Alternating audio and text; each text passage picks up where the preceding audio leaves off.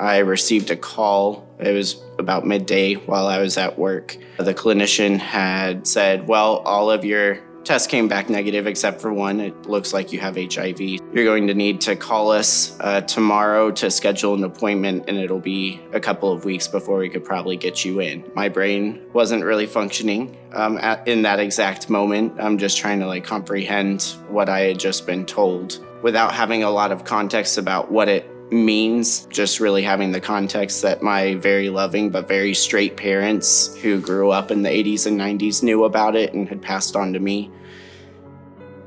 Spent most of the rest of the day not in a very great place at all. And my roommate came home about 4:30, found me in a pretty bad state, was trying to talk to me to understand what had happened.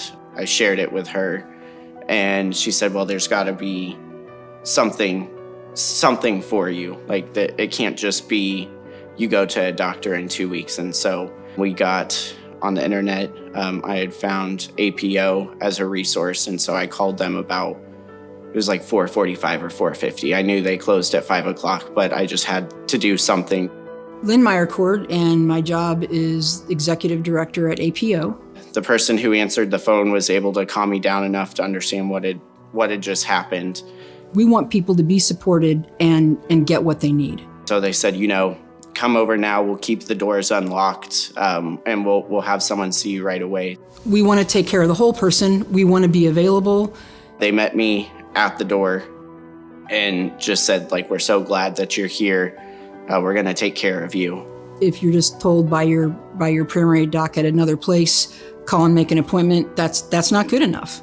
They were able to stabilize me emotionally, which was not an easy feat, I'm sure. Number one, we want to take care of their mental health. That's a very challenging thing to hear. We want folks to feel supported. We want them to have the right information. They took me back, did a rapid test to confirm that I was in fact positive because they couldn't get the results that day from my doctor. I'm Stephen Adams. I'm the medical director at APO Community Health Center. The first thing I do is ask what are their specific questions. Immediately after it came back positive, they sat me down with the doctor who kind of explained what it means nowadays that I wasn't actually going to die from this. I still to this day get, well, how long am I going to live? And it's just so sad that is the perception of HIV in this day and age when we have such effective medications to keep people alive a normal lifespan. Then also able to walk me through what the next couple of weeks are going to look like, what the rest of my life is going to look like.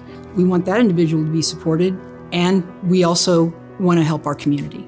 I can't tell you what it felt like for a business that I never had any previous interaction with be willing to stay open late, have their entire medical team stick around to be able to handle me when I was in a true moment of crisis.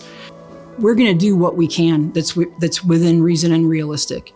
Recognizing that this is a person in crisis, and no matter what, we're going to do what it takes to take care of them. And it wasn't just that first day. I don't remember the exact timeline, but I do remember comparing my test results from that very first day when I came in and it showed white blood cell super low and the other one super high, to see the numbers showing that it was turning around and that things were going to be okay is I saw that I could still actually have a life. And then when I finally did achieve undetectable status, just knowing that there's not a chance that I'm going to continue this spread and that I can be a part of the solution because of the work that APO does. I don't know what would have happened if I hadn't had APO to go to that night, but I'm certainly glad to be sitting here today.